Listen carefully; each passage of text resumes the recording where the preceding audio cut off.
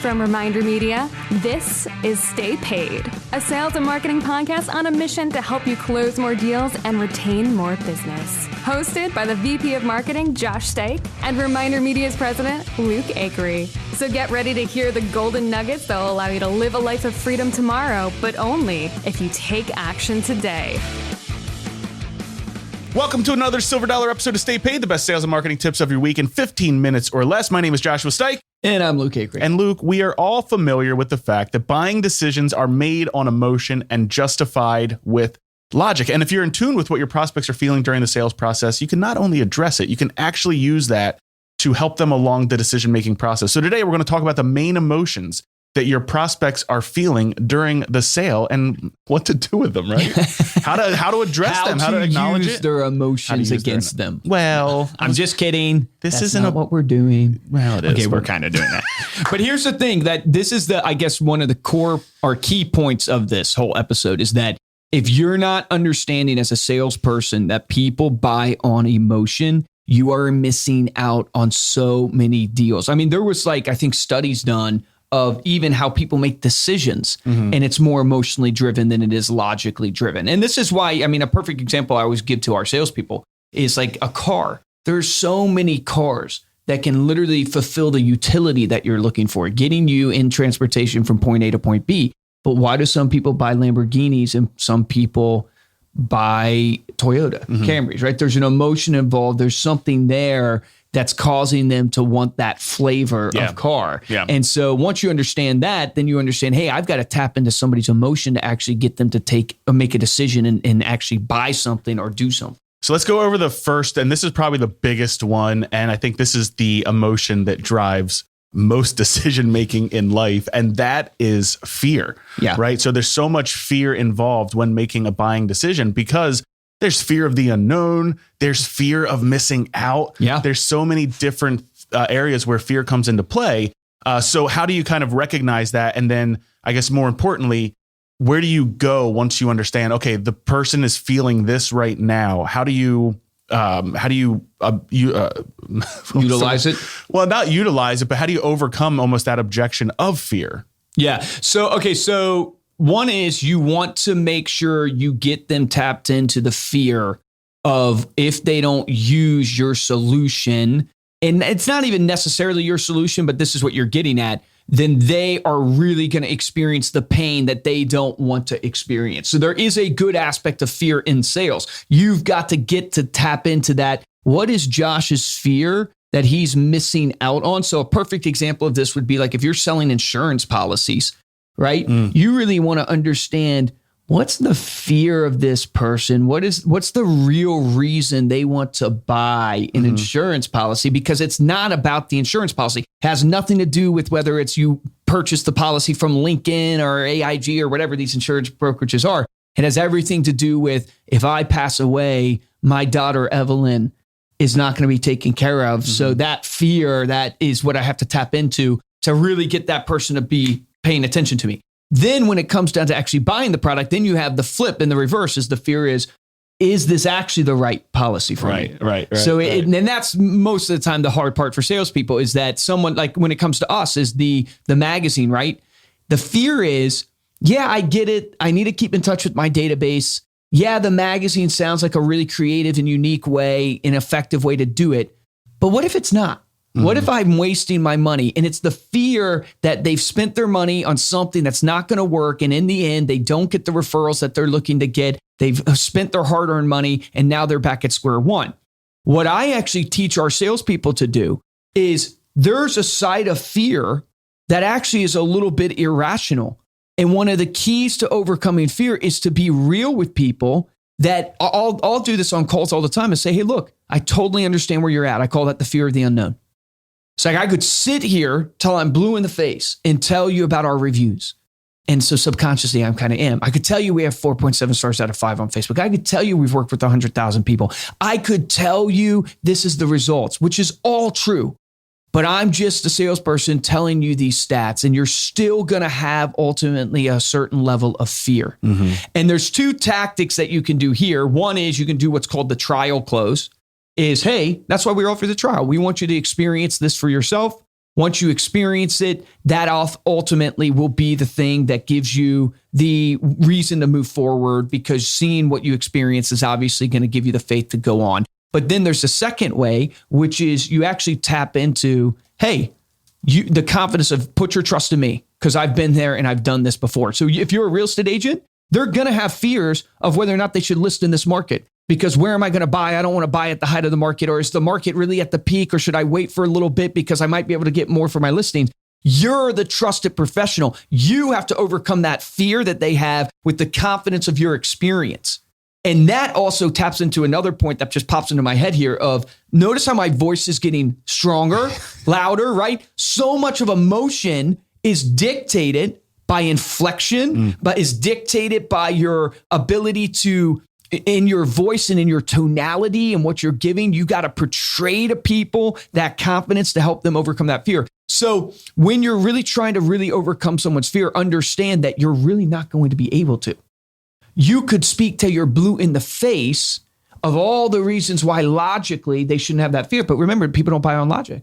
They buy on emotion. So 2+, it doesn't feel right in my gut, I think is the example. What does that even mean? Right. It doesn't feel right in my gut. You've got to make sure you're get into a state of rapport with them, which is ultimately trust, to get them to step out in faith that, hey, this is the right decision because I'm putting my faith in, i.e. your product, or I'm putting my faith in, i.e. this person because they've been there and what they've done. No, I love it. I mean, I love how you say you've got to get them into that sense of comfort. So what's the opposite of fear? It would be comfort. So once you can get that trust built with them, and that's this could be through multiple conversations. This could be multiple calls. This could be in a single call, depending on how well you're able to move them out of that fear state. Correct. It could be also by your results, right? So people, sharing with people experiences that other people have had. I should have said stories instead of results. Like stories are so powerful. So when someone says, "Ooh, I'm not sure," hey, look, I totally understand.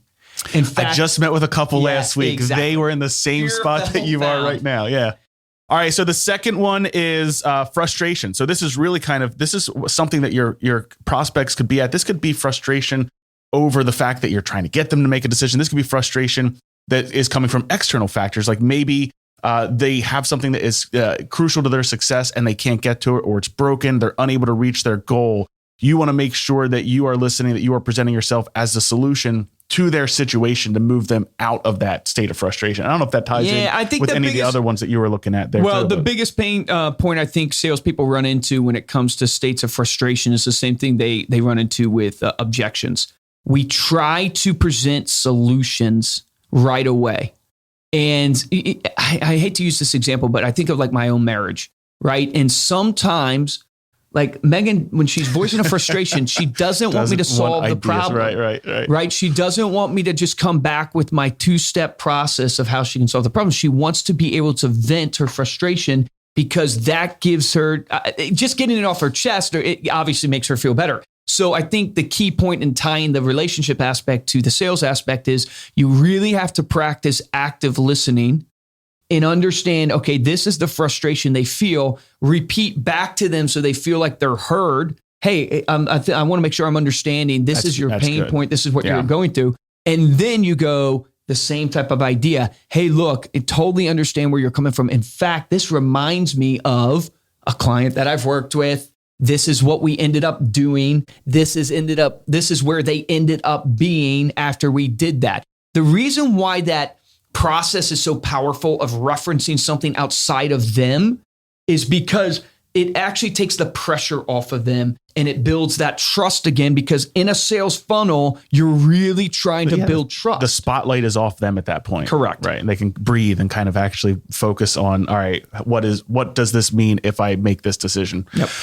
The third one that we'll talk about is this idea of desire or hope that your prospect might be feeling when going through the sales process. This is really where you want to tap into this idea of, hey, in an ideal world, what would X look like to you? And try and get to the point where you can identify what their desire, what their hope really is, and then tie that back to your value proposition. Yeah, Tony Robbins always teaches like there's two things that people cause people to move: pain and desire, right? So the fear is kind of taps into the pain aspect. The frustration is the pain aspect. The desire aspect is where do they want to be?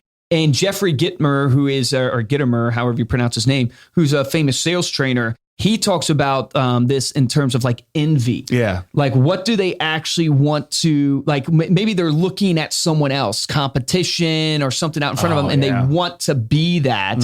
And so, like, tactically wise, right, it's again referencing, like, for us, right, if I'm calling a real estate agent or if I'm calling an insurance agent and I know the top producer in that area, if I mention that person's name, a lot of times, not every time, but a lot of times that person knows that person and they envy and they want to be in that place. They desire that. So they immediately listen to me because I'm talking about someone who has achieved something that they want and a desire they want. Yeah. And so I can tap into that from an emotional standpoint to get them to listen to me for my pitch. Yeah. So that's one way you would use the desire tactically. Any other emotions that you've kind of encountered or have seen in your years of not only selling, but training? Yeah. So I'll give you one more that's super, super powerful, which is, I always reference it as like the charity sale, but altruism is how Jeffrey Gitomer kind of references is people will do things because the joy of literally giving back and helping others.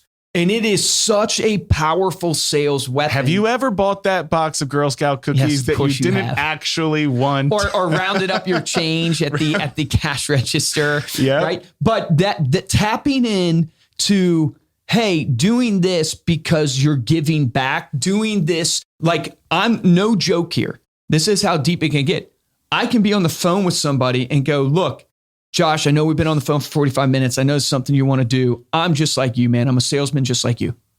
This is my listing presentation. And I know you want to do this. You're thinking about it. We wouldn't have been on the phone for 45 minutes if you did not want to do this or you did not see value. It's why we offer the trial. I want you to experience it. And I would really appreciate you giving me a shot, one salesman to another. And that, now just doing that is not going to get Josh to buy. But the buildup, because I gave him a value proposition, because of all the setup. You've built the rapport already, right? Now I can get him over that edge of making the decision because he's like, yeah, I know what it's like to be in sales. I'll help you out, But that's so crucial in terms of when to understand the emotion and when to use the emotion, though. Because you're not going into the sale, hey, I'm a salesperson just like you. I'd love if you gave me a shot. They'd be like, F you, man. You've gone through all of those other different emotions that person is experiencing and have overcome them with the case studies, with the testimonials, with the rapport that you're building before actually being able to Because remember, you can speak till you're blue in the face logically of why your insurance policy is the one to go with. It doesn't matter, right? Why this house is the one to go with. I mean, put your product in there. Why our magazine's the one to go with. And it all logically makes sense. You have your stats. You have the reason why they should choose you and not somebody else. But at the end of the day, they're still going to be sitting there going, I just don't know. And they need to be given things to help encourage movement. And tapping into that kind of giving back mentality is a powerful emotion to get people to go, you know what? Yeah, I kind of do want to do it. I'll help you out, kid. Yeah. And once you've ingrained that idea that people make the decision based on their emotion, and then they go back and they rationalize it with the logic and all the statistics. Where this is from a marketing standpoint, happens all the time is at the end of quarters.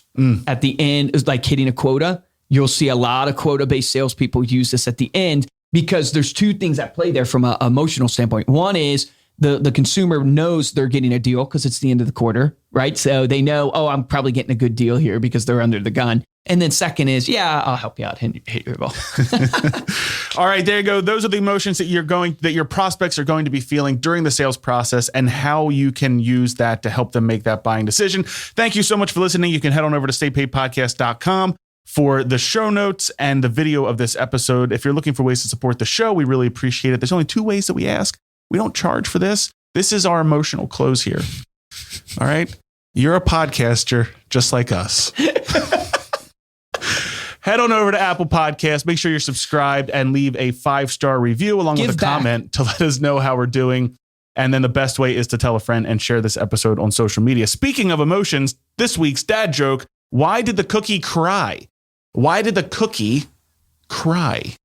It was in crumble. His parents were away for so long that he was sad and he cried.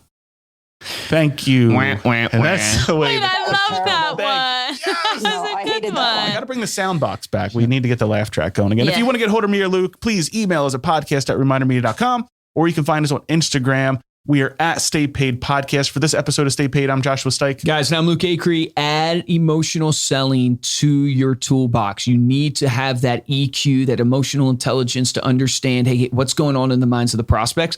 The one that I would really have you hone in on is spend time understanding truly this person's pain. It's maybe the discovery portion of your sales process, but tap in to what is the real pain that this person has. I'm talking about if this doesn't happen for them, what is it that they're going to be feeling? What is it that they are actually scared of and afraid of? Once you understand that, then you can really use that to your advantage when you're giving your value proposition. And then at the close, and you're going and saying, hey, look, you're always going to have fear of whether or not my product works or not. But let me remind you of the pain you told me about. And that's ultimately what we got to bring a solution to. So I'm looking for you to give me a chance. Use the pain emotion in your selling process. It's the most powerful emotion, I believe. Remember, the difference between top producers and mediocre producers in every single business is top producers take action. Take action on that today.